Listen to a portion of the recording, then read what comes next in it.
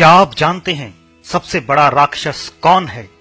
कौन है वह राक्षस जिसने देवताओं के पूरे साम्राज्य को तहस नहस कर दिया और उन्हें जमीन पर लाकर पटक दिया, लेकिन फिर भी उसे कोई मिटा नहीं पाया, कोई हरा नहीं पाया?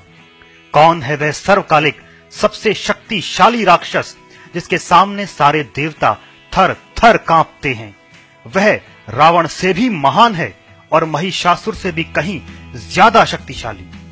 उसके अस्त्र और शस्त्र ऐसे कि देवताओं का उनके सामने खड़ा होना भी असंभव। उनकी चमक से पूरा ब्रह्मांड प्रकाशित होता है। उसके सामने सारे अवतार, सारे देवता हार मान चुके हैं। उस राक्षस की शक्ति ऐसी कि उसे समाप्त करने के लिए कोई अवतार जन्म नहीं ले पाया। देवताओं के सारे प्रयत्न विफल रहे।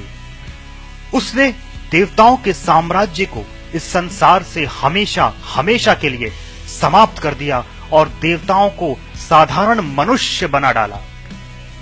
क्या आप जानते हैं उस महान असुर को? नहीं जानते तो आज जान लीजिए।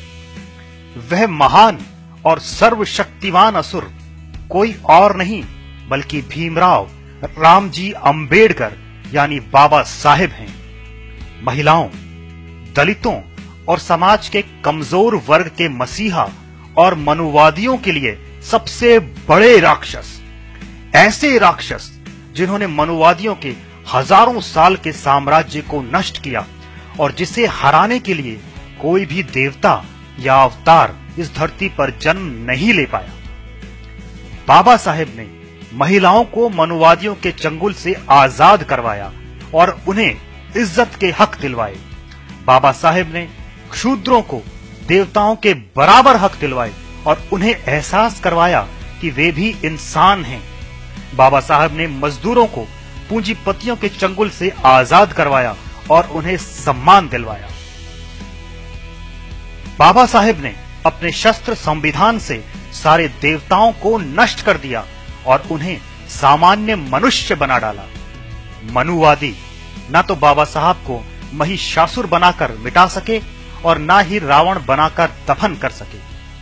जरा कल्पना कीजिए कि अगर बाबा साहेब का जन्म 1000-2000 साल पहले हुआ होता तो क्या होता?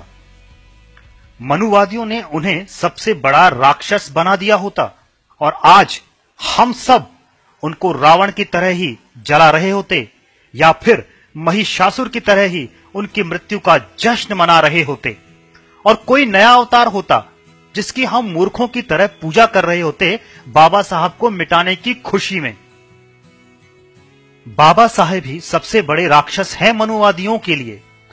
पहले जिन्होंने भी मनुवादियों के क्रूर और भेदभावपूर्ण शासन का विरोध किया और आवाज उठाई, उसे मनुवादियों ने राक्षस घोषित करके समाप्त कर दिया और लोगों के दिलों में उसके प्रति नफरत भर दी। रावण को बुराई का प्रतीक बनाकर मिटा दिया गया और महिषासुर को शैतान बनाकर समाप्त कर दिया गया।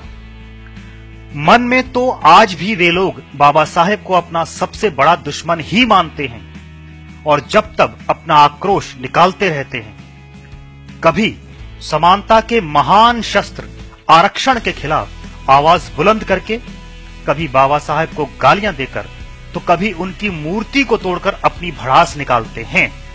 लेकिन अब जितना वे बाबा साहब पर हमला करने की कोशिश करते हैं उतनी ही ज्यादा बाबा साहेब की शक्ति बढ़ती जाती है। बाबा साहेब के लिए दबे कुचले लोगों में प्यार और सम्मान बढ़ता जाता है। अब मनुवादी बाबा साहेब को राक्षस घोषित करके मिटा नहीं सकते, चाहे वे कितनी ही कोशिश करें और चाहे बाबा साहेब से कितनी ही नफरत करें। बाबा साहब ने मनुवादियों के हजारों साल पुराने साम्राज्य को हमेशा हमेशा के लिए तहस नहस कर दिया है और उनके संविधान ने पूरे भारत देश पर कब्जा कर लिया और यहाँ समानता का शासन स्थापित किया जिससे कोई हिला नहीं पाया और ना ही हिला पाएगा। देवता आते रहे, जाते रहे, आते रहेंगे, लेकिन उस महान असुर का स्थापित किया गया शासन कोई भी डिगा नहीं पाएगा। बाबा साहेब अब साधारण लोगों के लिए राक्षस नहीं, भगवान हैं। महिलाओं, दलितों, मजदूर और समाज के कमजोर वर्ग के एकमात्र भगवान और सभी मनुवादियों के सबसे बड़े असुर ए पराजय बाबा साहेब को प्रणाम।